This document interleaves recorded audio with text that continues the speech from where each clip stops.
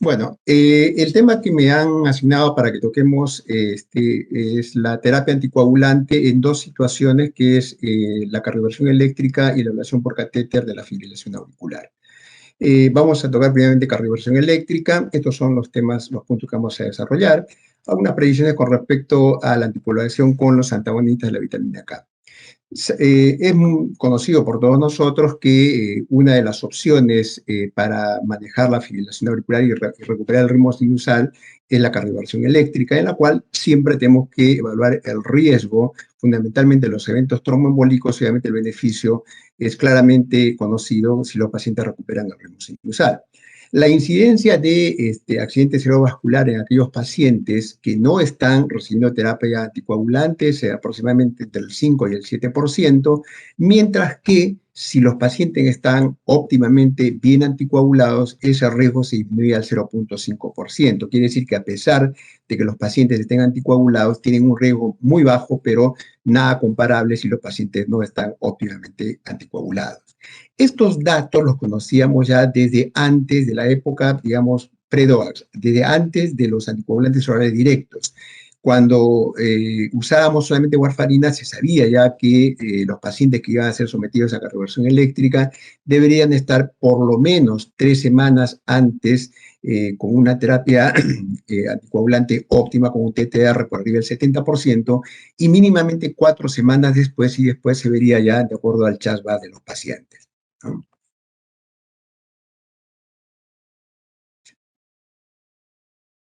Hola.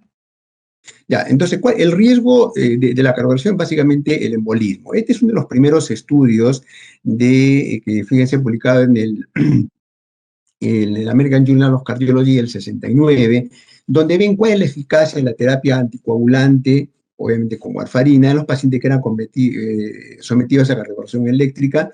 Esto es en la ciudad de Oslo, y se vio que todos los pacientes que habían presentado embolia eran pacientes que habían recuperado el ritmo sinusal. Y este episodio embólico se daba entre las primeras 6 horas y los siguientes 6 días. Fíjense acá las incidencias y los porcentajes de los pacientes que están anticoagulados y los que no reciben terapia anticoagulante.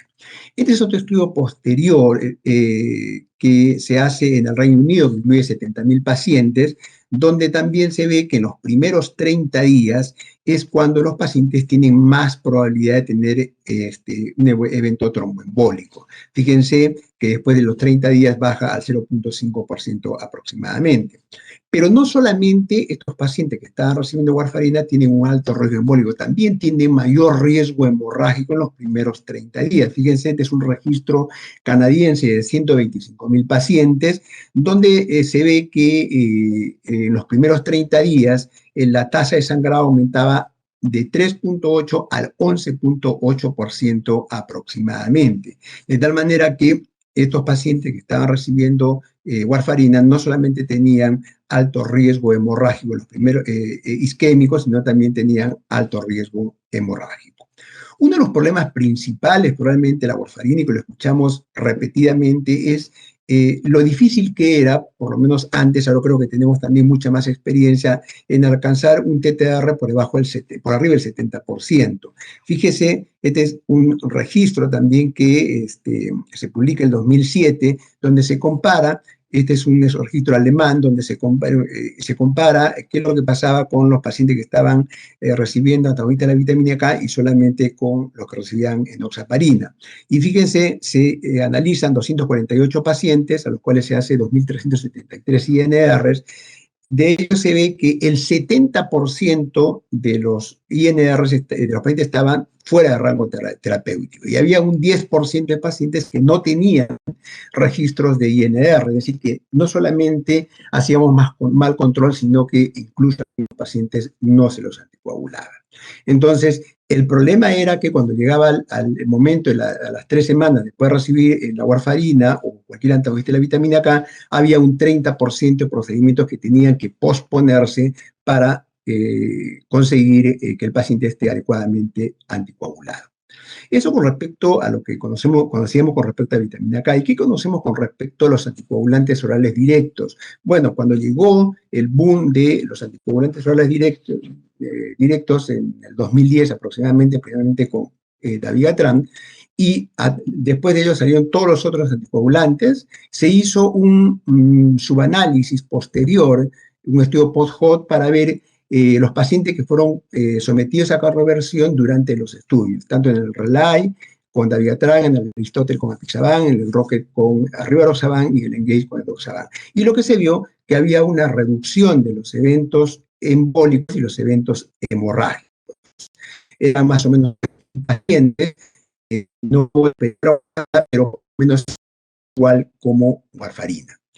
Posteriormente salieron ya Rivaroxaban con el Exver, eh, el Edoxaban con el Ensur y el Apixaban con el Emanate, donde probaron también ya estudios sí randomizados, donde vieron cuál era el efecto del DOAC en estos pacientes.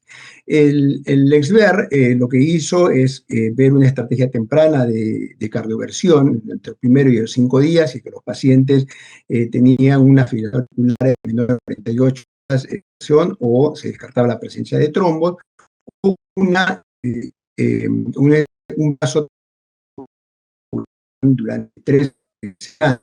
Y básicamente lo que los pacientes que warfarina tenían mucho más recursos.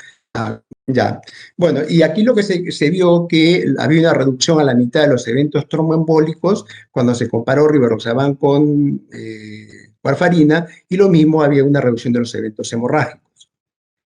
Este es otro estudio del ENSUR que comparó Edoxaban y warfarina. También tenía un brazo al cual se le hizo eco transesofágico y al otro no, se hizo la terapia anticoagulante de semana. Y también se vio que había una reducción de los eventos del EMPOI primario, básicamente el stroke, de los eventos cardioembólicos, básicamente. Y posteriormente se hizo un subanálisis del SUR, y donde se vio que aquellos pacientes que tenían un alto riesgo embólico, es un CHAS-VAS mayor a 2, eran los pacientes que se beneficiaban más recibiendo Edoxaban que recibiendo warfarina. El otro estudio es el Lemonade, que también compara Apixaban con warfarina, y hay un dato bastante interesante en realidad con este estudio, porque es el único anticoagulante que hizo esta estrategia, que aquellos pacientes que se hacía cardioversión eléctrica precoz, sea porque tenían menos de 48 horas o porque se les hizo un eco transesofágico, les asignó la dosis de Apixaban de 10 miligramos. Se hacía una carga de 10 miligramos antes de hacer la cardioversión eléctrica. Esto no se ha generalizado. Posteriormente hay algunos autores que sí hacen esta estrategia de darle 10 miligramos a los pacientes antes de hacer la cardioversión para disminuir los eventos tromboembólicos, pero esto no ha sido tampoco generalizado en las guías. Y fíjense que había 0% de eventos embólicos en los pacientes con Apixaban, y obviamente la reducción era abrumadora, pero obviamente por el número de pacientes no alcanzó superioridad, ¿no? Posteriormente se hace un metaanálisis de todos los estudios, de todo, digamos, de los subanálisis que se hacen de los estudios pivotales y de los mismos estudios que comparan los anticoagulantes orales directos con warfarina, y se vio que hubo un beneficio a favor de los anticoagulantes orales directos. ¿Qué es lo que se sabe con respecto a estudios de vida real?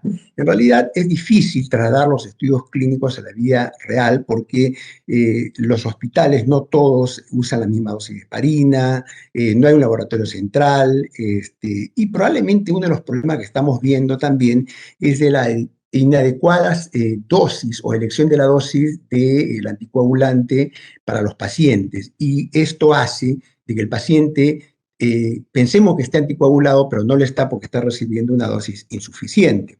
Entonces, fíjense, con Dabigatran hay un estudio de Progressive Score Matching que trata de comparar en los eventos embólicos, y fíjense que no habían diferencias entre dabigatran y warfarina, y tampoco en los eventos hemorrágicos, una reducción en realidad de las hemorragias con dabigatran. Posteriormente el estudio Santus con rivaroxaban también, fíjense que había una reducción de 0,6 de ictus, hemorragia 0,4, había cero mortalidad.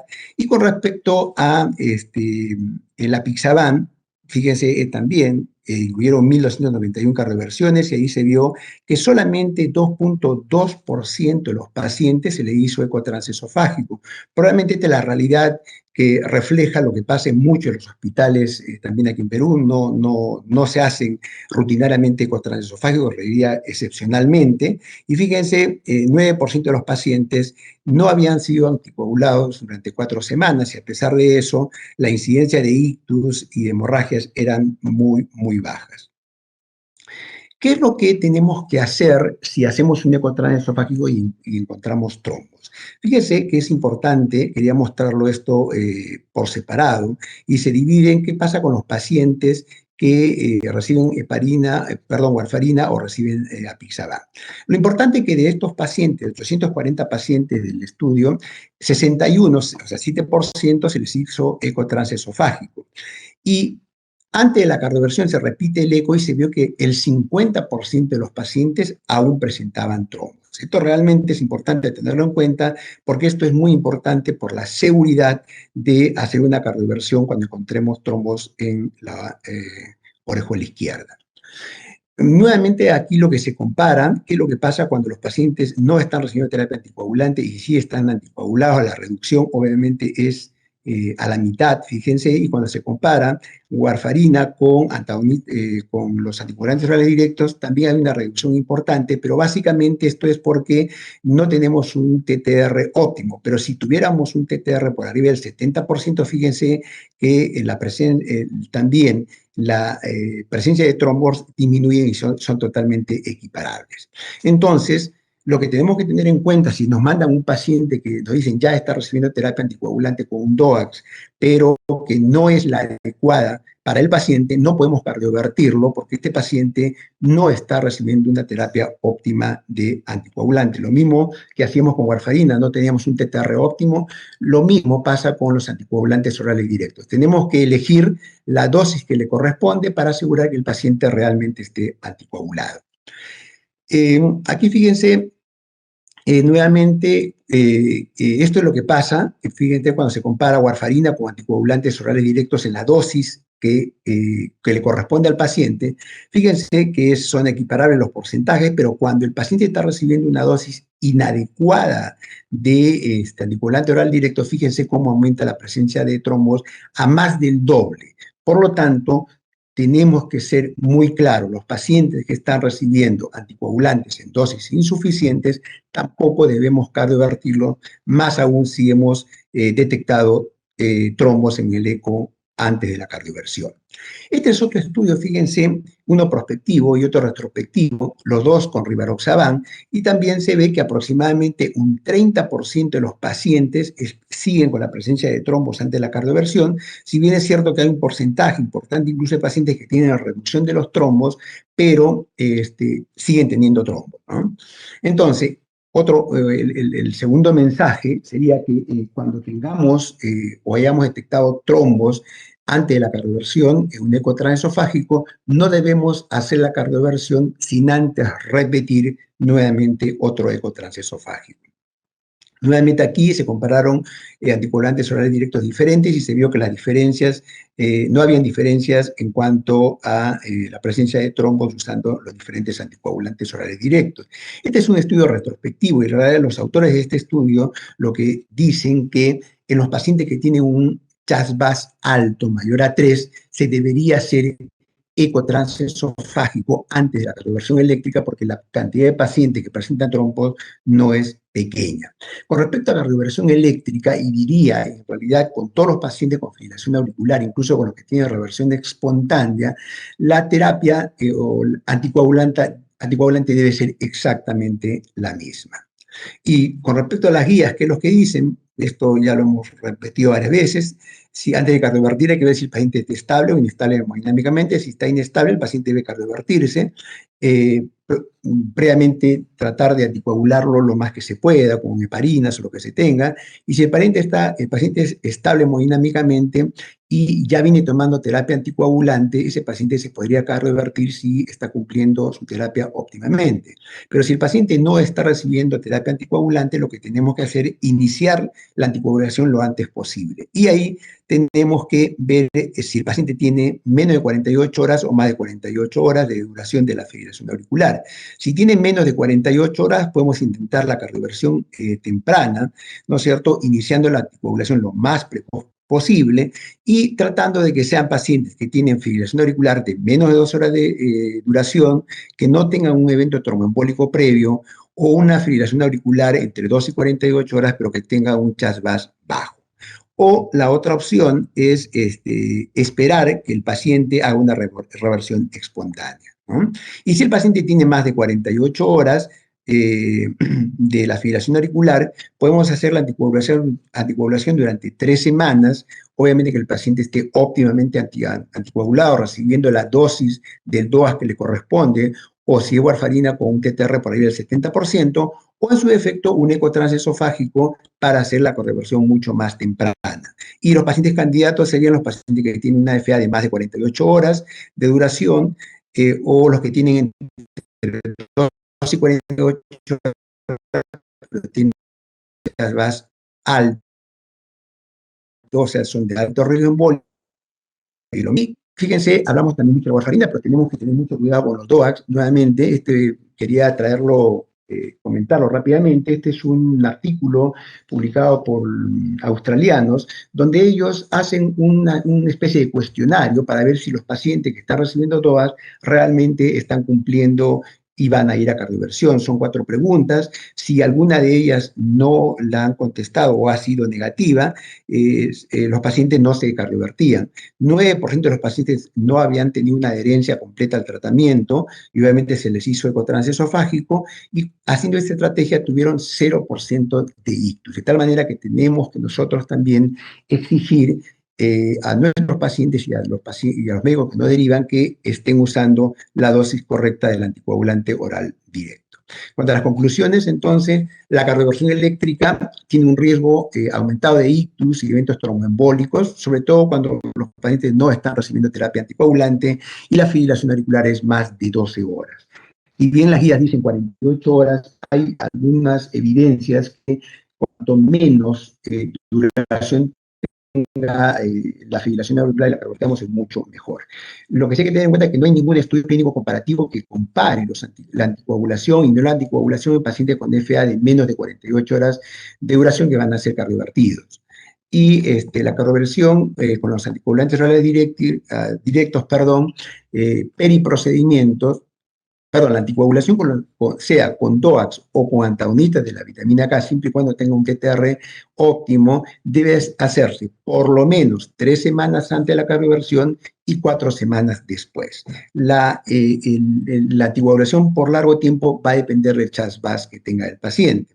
Y tener en cuenta que podemos hacer un ecotransesofágico para hacer una cardioversión eléctrica precoz y recordar que es importantísimo en estos pacientes que hemos encontrado trombo, repetir el ecotransesofágico a las 3 semanas antes de la cardioversión. Bueno, esta es la primera charla. Voy a ir rápidamente con la segunda, que es un poco más corta que esta. Vamos a ver a ablación con catéter, la fibrilación auricular, esos son los 4 temas que voy a tocar.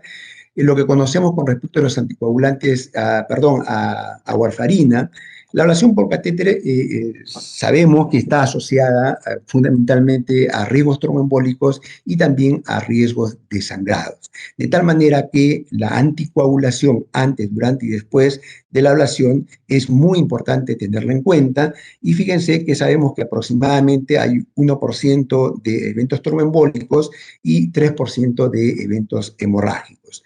Esto es de eventos tromboembólicos clínicos. También el número o el porcentaje de eventos embólicos subclínicos que solamente se detectarían con imágenes de tomografía o resonancia es mucho mayor que eso, si los pacientes no están óptimamente anticoagulados.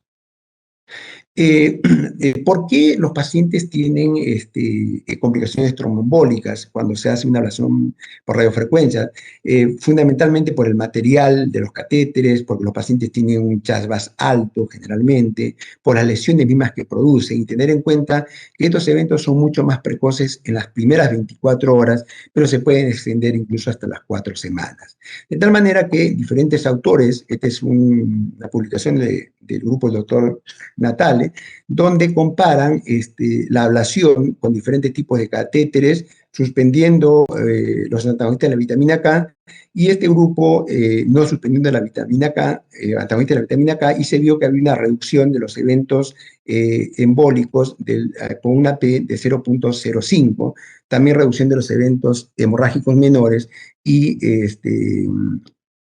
sí habían realmente mayor eventos hemorrágicos mayores, pero no eran muy significativos. Eh, Esta es otra posterior y el 2015, fíjense, es un metaanálisis donde hace una comparación de los pacientes que van a ser sometidos a ablación, a los cuales a un grupo no se les interrumpe la warfarina y a otros se les interrumpe la warfarina. Y fíjese claramente, nuevamente, el beneficio de la reducción de los eventos tromboembólicos y los sangrados estaba a favor de no suspender la terapia con warfarina. Entonces, fíjese, ya antes de los DOAC se sabía que la anticoagulación hay que mantenerla durante el procedimiento de ablación y al menos 8 semanas después del procedimiento. ¿Qué es lo que hacemos con respecto a los anticoagulantes orales directos? Fíjense los 4 grandes anticoagulantes o más conocidos que tenemos: el Rivaroxaban, se hizo un estudio con el estudio Ventura F, el Dabigatran en el Recircuit, y Apixaban en el Raxafa, y en el Eliminate AF el Edoxaban. Todos ellos también probaron el beneficio de los anticoagulantes orales directos en los pacientes que van a ser sometidos a la radiofrecuencia. Solo que aquí en el Ventura F con Rivaroxaban hay un brazo en los que se hace una estrategia mucho más corta y otra un poco sí se descarta la presencia de trombos, ¿no? Aquí está básicamente el Ventura F, que reciben 20 miligramos en los primeros 7 días y después se hace la ablación por radiofrecuencia, o se hace la anticoagulación durante 3 semanas y posteriormente a ello se hace la ablación por radiofrecuencia. También lo que se vio, que había una reducción de los eventos tromboembólicos y una reducción de los eventos hemorrágicos, que no llegan a ser superiores por el número de pacientes, pero por lo menos, nuevamente, lo que comprobamos es que los anticoagulantes orales directos son tan seguros o mejores probablemente que la heparina, que warfarina en este grupo de pacientes. Se comparan también con estudios de la vía real y se logra ver exactamente lo mismo: reducción de los eventos hemorrágicos y los eventos tromboembólicos. Y también subanálisis que se hace del mismo estudio pivotal del ROCKET, también se ve que hay una reducción de los eventos embólicos y de los eventos hemorrágicos. En el Recircuit con Dabigatran, nuevamente, también fíjense una gran reducción de las hemorragias, de 6.9 a 1.6%, de tal manera que da mucha seguridad. Y el Axafa con la Pixaban, en ellos lo que se hace es los dos brazos con la Apixaban o con warfarina, y se hace la comparación. También fíjense, no se encontraron eventos tromboembólicos, muy pocos también obviamente con warfarina, y los eventos hemorrágicos menores eran mucho menores con Apixaban, porque los mayores eran equiparables tanto con warfarina como con Apixaban. El último estudio es el Eliminate con Edoxaban, donde prueban exactamente lo mismo. Los 4 estudios son realmente muy positivos en cuanto a la superioridad, por lo menos numérica, en cuanto a la reducción de los eventos tromboembólicos y los eventos hemorrágicos. Aquí se hace un metaanálisis de todos los anticoagulantes, menos el edoxaban, y lo que se ve es que había una reducción, obviamente, de los eventos embólicos y los eventos hemorrágicos. ¿Qué es lo que nos dicen las guías del 2020 con respecto a los pacientes que van a ser sometidos a ablación y tienen fibrilación auricular. Primeramente, si el paciente va a ser sometido a una ablación y no está recibiendo terapia anticoagulante, lo que debemos de hacer primeramente es que el paciente tiene que estar recibiendo anticoagulación por lo menos durante 3 semanas. Eso es importante tenerlo en cuenta. O como alternativa, hacer un ecotrance esofágico para descartar la presencia de trombos y proceder a la ablación con una anticoagulación mínima, como en el estudio del Rivaroxaban, que habían esperado en los primeros 7 días y podían hacer la ablación. Eh, y realizar, obviamente, la ablación por radiofrecuencia sin interrumpir el anticoagulante oral directo, lo mismo que se hacía con warfarina. Y después de la ablación, se recomienda que la anticoagulación deba seguir, si está haciendo con warfarina o con un anticoagulante oral directo, durante por lo menos 2 meses. Y la anticoagulación a largo plazo, es decir, los pacientes van a quedarse con terapia anticoagulante, esto va a depender siempre del riesgo o del chaspas que tenga el paciente, más que si ha recuperado o no el ritmo sinusal. Bueno, entonces para concluir, lo que tenemos que tener en cuenta es que los pacientes que vamos a mandar para ablación por radiofrecuencia debe ser sin interrumpir la terapia anticoagulante, sea un anticoagulante oral directo o sea warfarina. Y siempre, obviamente, hay que recordar que el DOAC que se esté recibiendo la dosis correcta y antagonista y la warfarina que esté con un TTR por arriba del 70%. Para los pacientes que no están recibiendo terapia anticoagulante, recordar que tenemos que anticoagularlos mínimamente durante 3 a 4 semanas antes de la ablación. Y recordar que la anticoagulación ha reducido, sea con DOACs o con antagonista de la vitamina K, la tasa de los eventos embólicos cerebrales y sistémicos y también una reducción significativa de la hemorragia mayor. Debemos de mantener la anticoagulación durante la ablación y 8 semanas mínimamente después para reducir las complicaciones, fundamentalmente las complicaciones tromboembólicas, ¿no? Y con anticoagulantes orales directos sin interrupción es probablemente la mejor estrategia en comparación de warfarina para la ablación por radiofrecuencia. Yo doy por terminado. Muchas gracias y las preguntas creo que van a ser al final.